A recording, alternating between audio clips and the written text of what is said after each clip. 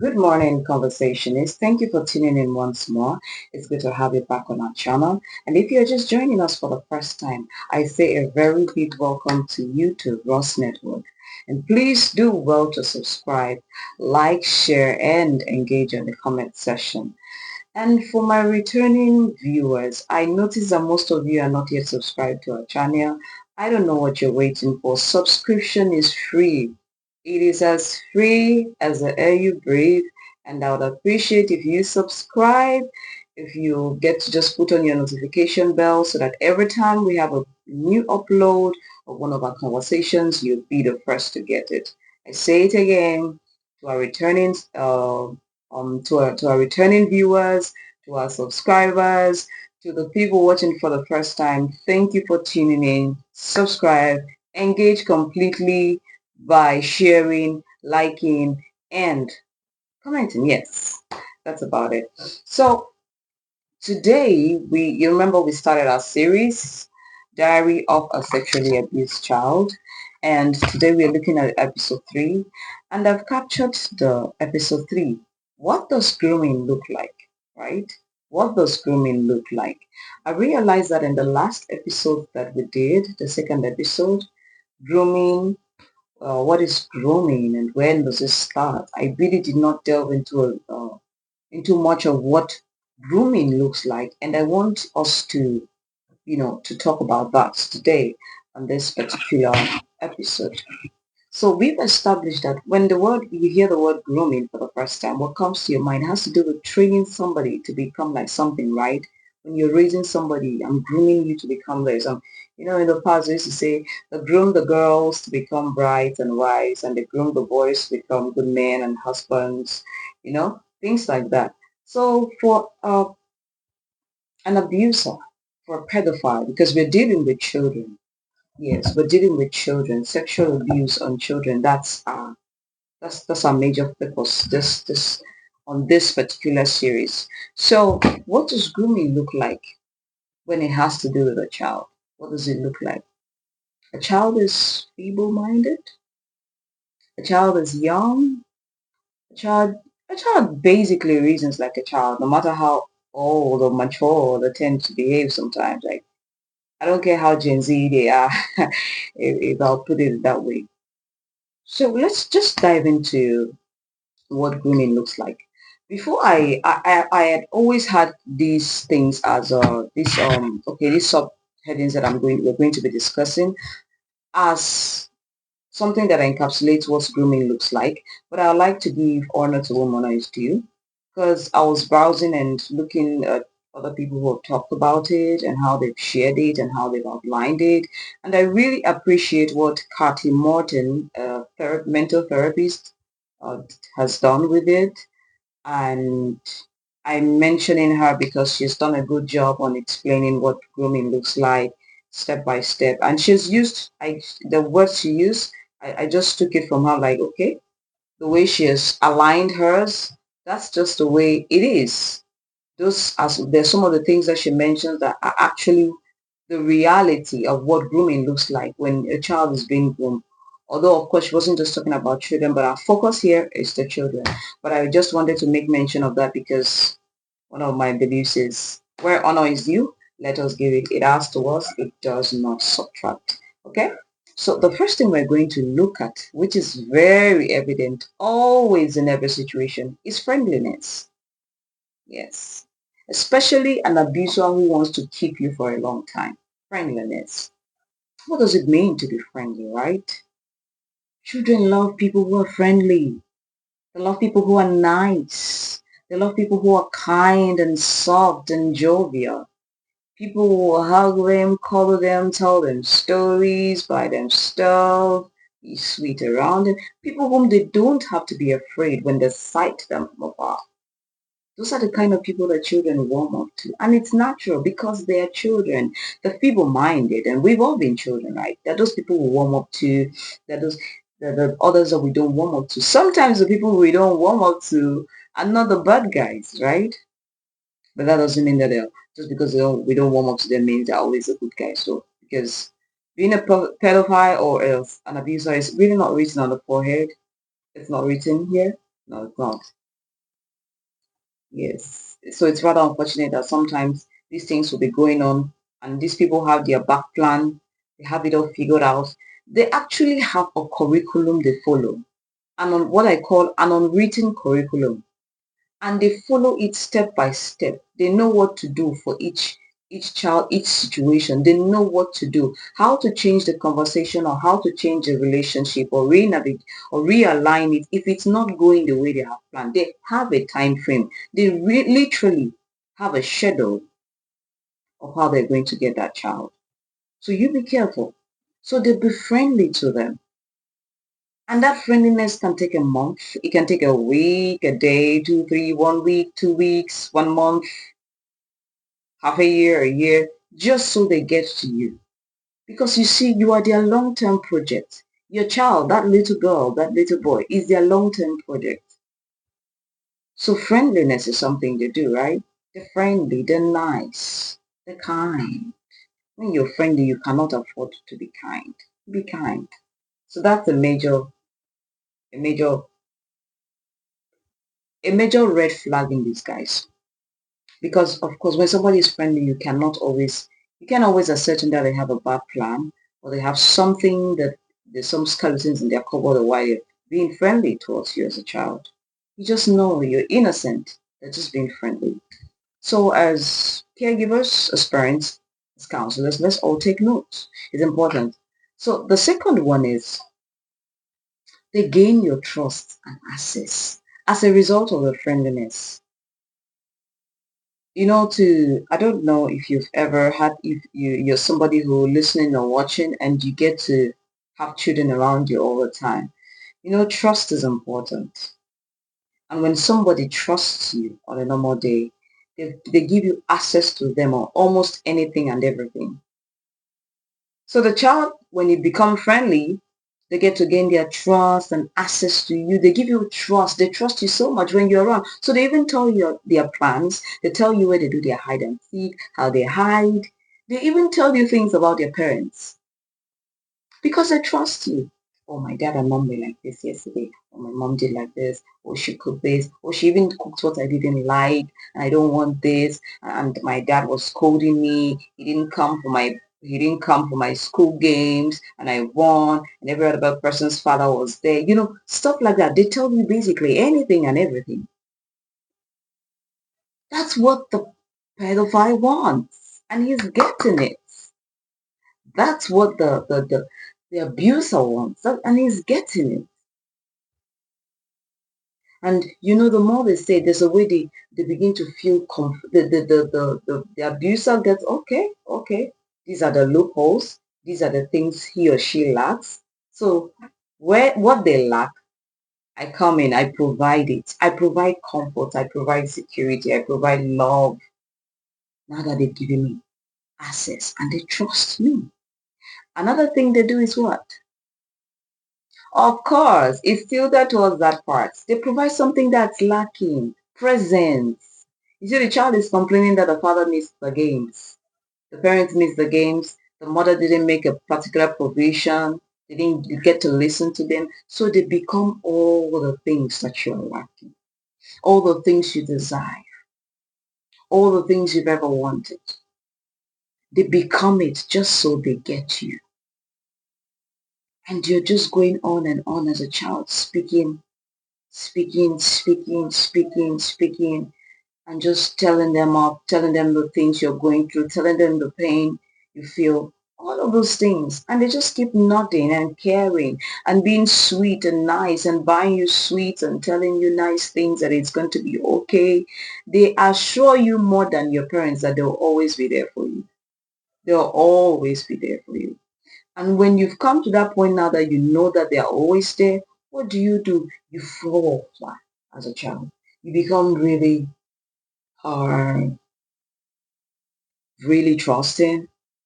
You just know that when your parents don't make a particular provision, there's an uncle somewhere you can always go to. There's somebody out there you can always go to who will pamper you, who will be nice to you, who loves you more than your parents. Quote unquote. They love you more than your parents. That's your belief though. And so the other thing we have to look at is when they have achieved this particular box, they take it because they have your trust. They have access to you. So sometimes even when the parents refuse that the child should not be out with anyone or the child should not be sitting with you, some certain persons, not even knowing that they're abusers, the child insists and start throwing tantrums. Because, hey, you're not giving me what I need. You're not providing what I need. You're not giving me attention. You're not listening. So why should I, right? Why should I be with you? Why should I not be eager to be around that uncle who wants to listen to me, who wants to be nice to me, who wants to play games with me, who wants to teach me ABCDs the way nobody teaches me? Come on. Children are children. They'll always be children. And we've all been children. So the next item that we're going to look at that the abuser tends to want to achieve outlines. I told you they have a curriculum and they follow it strictly. They isolate the victim. They build a secret cave with the victim. When I mean a secret cave, first, psychologically. Don't tell mommy this. Don't tell mommy I bought you sweets. You know she doesn't like you taking too much sweets. It starts with things like that. They use things the child knows. Don't tell daddy that I took you to this shop or this place. I bought you ice cream. He doesn't like you to eat so much ice cream. They use the things you know and then they pull you further away and tell you again, when we do this, when you come here, don't say you've been here. Just tell them. Let it be our little secret, okay? That's what we say. Can't speak. We can't speak. And the child is just there, nodding the head and just, affirming everything that's being said. They're just affirming everything that's being said, and it never occurs to them that they're in a place of danger. They're in a place whereby their dignity is about to be used and misused. Their innocence is about to be stolen, regardless of whether penetration happens or not. When you start sexualizing with a little child, you've taken their innocence away. First, you take their innocence psychologically, and then you take it physically, either by touching, by making them do things to you. You've taken it, and there's just no other way to put it. So the victim is isolated now. And when you are isolated, they make sure they isolate you psychologically first. So that even if you have questions, and even if your mind is like, okay, I'm going overboard. Children think, but they don't know how to express some of their thoughts. You don't know what to do. You don't know if you should be telling daddy because you've promised uncle. And children like to keep promises to people that are nice to them. They love to keep promises to people who are there for them. So you want to keep it. You don't understand the environment. You don't understand what's going on, but you just want to keep it. You feel sort of allegiance to that person. After that, when they've isolated you, of course, perfect timing. It's time to start sexualizing. They start to sexualize what? The relationship, right? Whew. They begin by touching you in a caring way. All those times they come, they give you hugs. They tell you to come and sit in my lap, Jemima. You sit on their laps. They cuddle you. They tickle you. They go here. If you're a girl, sometimes they touch your breast. If you're a boy, probably their hands brushes over your penis. Just the top of your clothes. Those things happen. They give you what looks like a peg here. Mm, yeah. I had my class teacher who did that. They give you what looks like a peg here. It's dry at first, and then it becomes wet. And then they move to your lips. Of course, uncle, it's okay, my darling, my child, my baby, how are you? They'll do that mostly with the females. All of those sweet, nice words, they'll do it with them. A boy would be somewhat irritated, but he wouldn't know what to do. You probably speak up faster than the girl, but as a girl, like, okay, this is something that, okay, parents do with their children or elders do, you give respect. So they don't really figure it out that, you know, females, girls, and women are more of a prey to this thing. I'm not saying it doesn't happen to boys, but a larger percent of the world's population that faces sexual abuse are made up of women. More than 70%, and we cannot ignore that they are a major prey. Yes. So that's happening. They start sexualizing, and then they start to touch you. First, it looks like a love touch. It's a love hug. There's nothing wrong with it, but there's everything wrong with it. It looks like you're the one who is overthinking it, but you're not. But what can you do? You're but a child, right? That's what happens. These are things we should discuss with our children. Don't let anybody kiss you anyhow. I mean, I asked in the last video, I don't know why somebody who's not your parent will be giving a newborn baby a wet kiss. Even me as a parent, I don't think that'll be something that I want to do all the time. Like, with the way the world is right now, with the diseases and the situations out there, mm, giving the child a real wet kiss where your salivas are being exchanged, no, no. How much more somebody who's not blood related? When I mean blood related, I mean like even your siblings. We should put a boundaries to it, even as fathers and as mothers. Not just a boundary for others, for even ourselves. Even ourselves. There are just some things that should not be overdone. And so it moves from that. And then they get into your panties. They start to sexualize with you. And when they start to touch you in those ways, they make you understand there's nothing wrong with it. It's an act of love. You know, your love language is touch, right? It can be touch. One of the most basic love languages of children is touch. Listening to them, being nice, buying gifts, and touch.